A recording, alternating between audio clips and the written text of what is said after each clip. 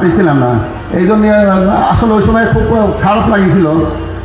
যাই হোক, কিন্তু পরবর্তীতে আস্তে আস্তে দেশ বেশ অন্যভাবে পরিবর্তন হলো। প্রতি 7ই অক্টোবর আসলেই দেখা গেছে এই আক্তার সাহেবের সহ তাদের যে যোদ্ধাগুলি ছিল প্রতি বছরই তারা অনুষ্ঠান, আবরাল ফাহাদের মৃত্যুবার্ষিকী উপলক্ষে অনুষ্ঠান পালন করেছে। অনেক সময় তারা গ্রেপ্তার হয়েছে, তারপরে বিভিন্নভাবে তারা অত্যাচারিত হয়েছে, জেলও খাটেছে।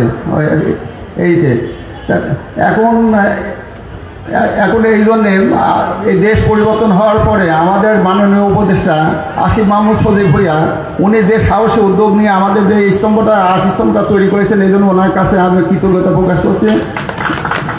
তাছাড়া এই কাজের সাথে যারা জড়িত ছিল, যেমন দক্ষিণ সিটি কর্পোরেশনের মাননীয় প্রশাসক আছেন, তারপরে ইঞ্জিনিয়ার আছে কয়েকজন, তারা দিন রাত, আমি একদিন এসেছিলাম দেখি তারা রাতও কাজ করছে। মানে সর্বসাকল্যভাবে তারা যত পরিমাণ উন্নত মানের মালামাল ব্যবহার করা যায় সেইগুলি করেছে। এই জন্য ওনাদের কাছে ধন্যবাদ জানাচ্ছি এই ফলকটা সুন্দরভাবে তৈরি করার জন্য। আর সর্বশেষ এখানে মাননীয় 2 উপদেষ্টা আছে, ওনাদের কাছে আমার অনুরোধ থাকবে, এই মানে আমাদের তো জুলাই আগস্টে যেগুলি যারা শহীদ হয়েছে কিংবা যারা আহত হয়েছে তাদের তালিকা, কিন্তু সেই তালিকাটা এখনো প্রকাশ করা হচ্ছে না। আর